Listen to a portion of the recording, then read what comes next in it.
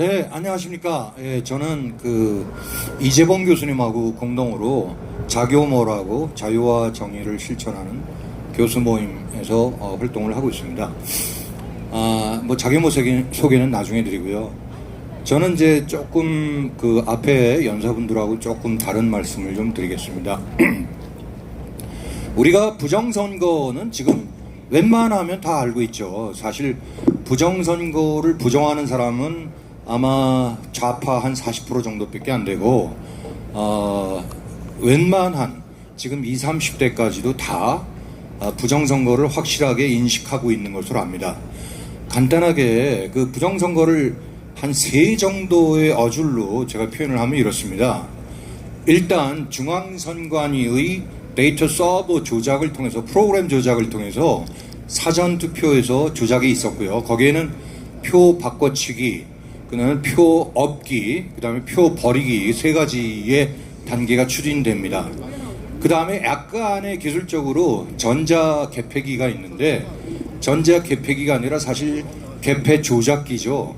그 두 번째로 그게 여기까지가 관내 사전에 해당되는 거고요.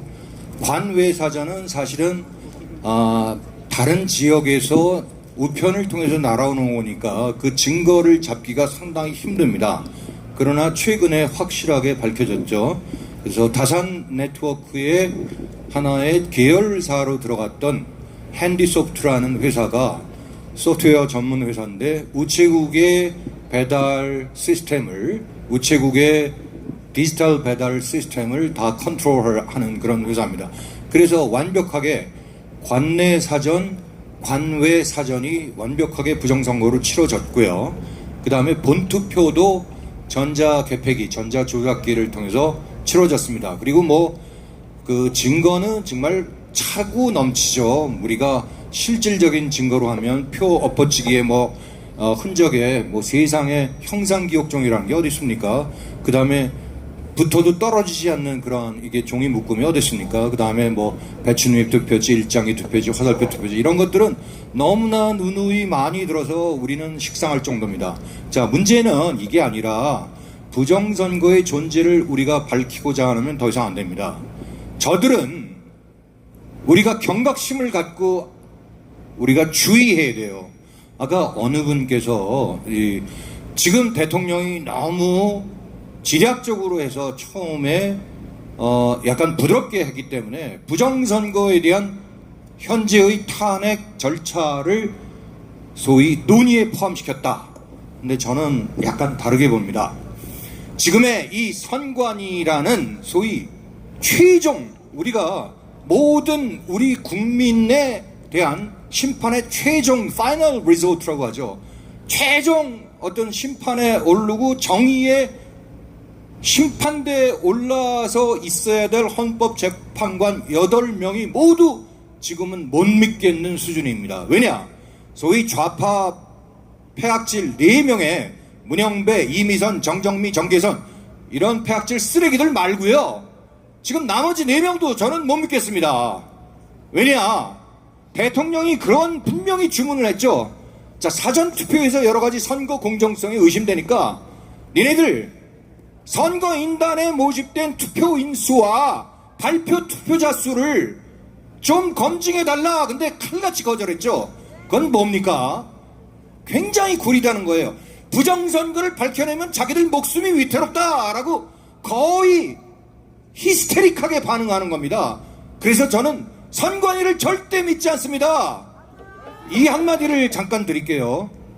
자, 우리가 우원식 국회의원이라는 자가 마은혁이를 소위 헌법재판관에 임명을 하려고요. 발광을 하는 걸 봤죠.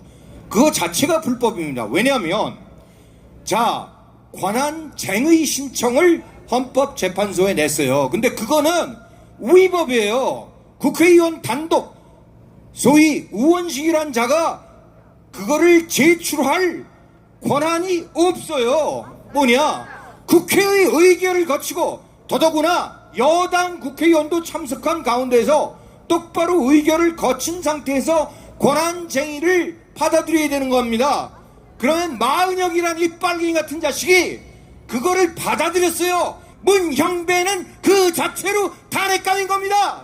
맞습니다. 문형배는 그 자체를 요건 불성립으로 인해 기각을 각하를 시켰어요. 맞습니다. 맞습니다. 이 판결이 2010년도에도 있었어요. 그때 헌법재판소 위원들은 당시는 달랐죠. 그때도 똑같게 예를 들어서 어떠한 대통령의 권한으로서 이걸 바꾸려면 국회의 의결로서 권한쟁의가 돼야 된다라는 것이 판례로 남아 있습니다. 판례를 마음대로 무시하고 이 문형배라는 자식이 2월 멋대로 2월 3일 판결한다 그렇게 고지했죠. 그러다가 모든 법률과 법학자들이 많이 비판을 했습니다. 그제서야 조금 수고를 들였죠. 그러나도 2월 3일 날 당장 기각을 했어야 되는 맞는 것입니다. 맞습니다. 건방진 자식이 지금 또 2월 12일 날 또 선고를 한다고 그러자 이것 자체가 위법이고 문형배는 그 자체가 탄핵감입니다. 뭐 다 들어서 아시는 얘기겠지만 과거의 판례를 엎을 경우에는 헌법재판소 똑같이 대통령 탄핵과 마찬가지로 6인 이상의 찬성이 있어야 되는 겁니다. 근데 이 자식들이 뭐예요? 당장 8인 갖고는 6인을 구하기가 좀 급급한 겁니다. 이거 자체도 문형배가 이런 판결을 한 요 사안 프로세스 자체도 6인 이상의 찬성이 있어야지 지가 그것을 심판할 수 있는 자격이 있다는 겁니다. 완전한 위법이에요. 더구나 지금 4인은 완전 개빨갱이고 쉽게 말씀드릴게요.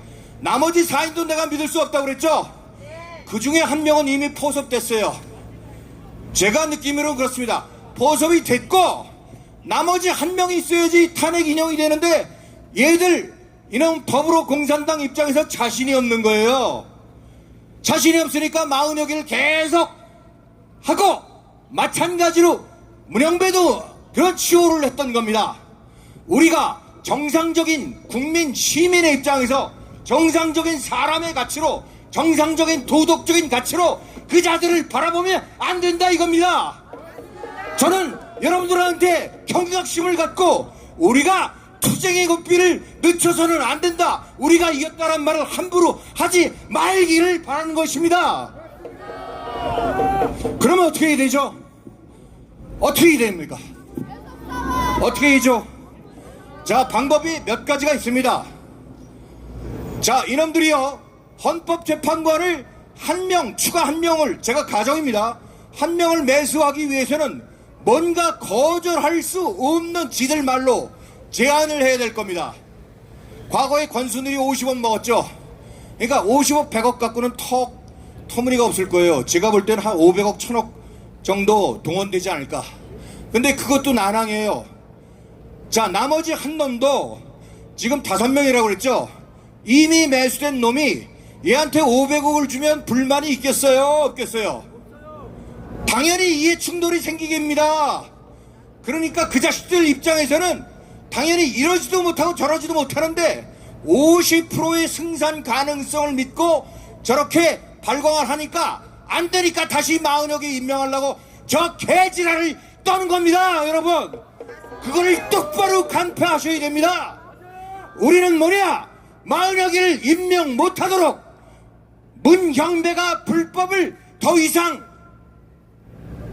하지 못하도록 문형배 탄핵 국민 탄핵을 외치고 계속적으로 그 자를 괴롭혀서 잘못하면 이 목숨이 위험하겠다는 공포감을 우리가 심어줘야 되는 겁니다. 그렇지 않습니까? 그냥 앉아서 우리가 가두리 천원 이런 데서 우리가 이겼다 백날 이러면 뭐합니까? 안 되는 겁니다. 실력 행사입니다. 국민 저항권이란 정의를 말씀드릴게요.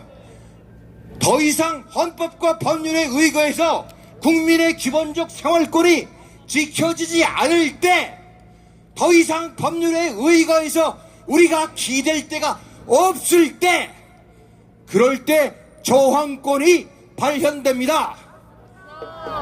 저항권은 뭐냐? 합법적이고 무저항이다. 이게 아니에요. 잘못 이해하신 거예요.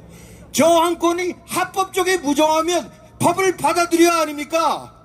법 테두리 안에서 우리가 어찌할 수 없을 때 저항권을 나가는 겁니다. 반드시 합법적일 필요가 없어요. 예컨대 아주 여러분들이 돈에 관한 세금 문제를 한번 얘기할까요? 문재인 때 너무나 부동산 말도 안 되는 세금을 복싹으로 걷어들여서 그때 제가 세금 불납 운동, 이게 국민 저항권의 일종입니다. 그걸 부르짖었더니 아무도 안 따라와요. 세금 불납은 국민의 의미니까 당연히 불법 사항이겠죠. 불법을 우리가 왜 하느냐, 그런 것 자체가 국민 저항권이다 이겁니다. 헌법재판소를 뺑뺑 두르고 예를 들어서 허가받지 않는 집회 또는 그 사람을 에워싸고 위협하는 행동, 이거 사실은 합법이 아니죠. 불법이지만 우리가 당연히 해야 되는 것 아닙니까? 여러분들 똑바로 인식하셔야 돼요. 지금 우리가 안일하게 저 공산당 놈들을 대척하면 안 되는 것입니다. 제가 한 가지만 더 말씀드릴게요. 공지는 아니고 저희 자교모가 매주 목요일 중국 대사관 앞에 오전 11시부터 1시까지 중국 규탄 대회를 하고 있습니다. 왜 할까요? 어딘데? 왜 난데없이 중국? 여러분들, 부정선거의 가장 핵심 뒤에는 누가 숨어있다? 중국 공산당! 우리나라만의 말입니까? 아니죠. 중국 공산당은 미국에도 진출했고 캐나다에도 진출했고 호주에도 진출했습니다. 그 다음에 걔네들의 실크로드 주변에 소위 1대1로를 개척하는 중앙아시아, 동유럽, 아프리카, 중당, 더구나 남미까지. 그래서 전 세계 42개국에 부정선거 시스템을 수출했어요. 근데 거기 우리나라가 코가 꼈어요. AWOB, Association of World Election Bodies, 세계 선거기구 협의회라는 데 센터가 어디 있어? 대통령이 12월 3일날 급습한 과천 선관위에 있다가 지금 인천으로 갔어요. 센터가, AWOB 센터가 우리나라에 있어요. 우리나라가 항시 상임 이사가 파견이 되어 있어요. 90%가 우리나라 자본인데 뒷줄이 누구다? 중국 공산당. 그러니 우리나라는 쉽게 말해서 중국이 자기의 악마적인 얼굴을 가리고 우리나라 더불당, 우리나라 공산당 또는 판사 매수한 것들 뒤에서 움직여갖고 무엇을 한다? 부정선거를 수출한다. 우리가 중국에 뭐를 해야죠?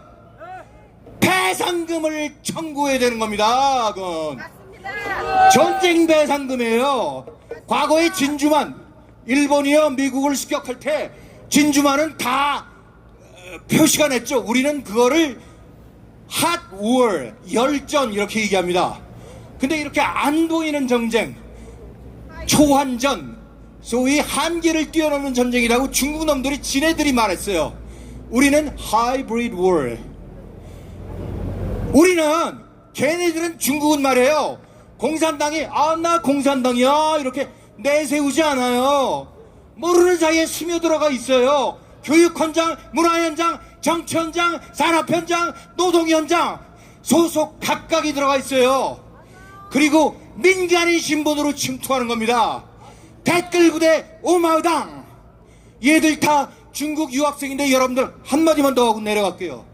중국 애들이 6개월만 주면 말이에요, 선거권이 부여돼요. 그 다음에 또 뭐예요? 건강보험이 지급돼요.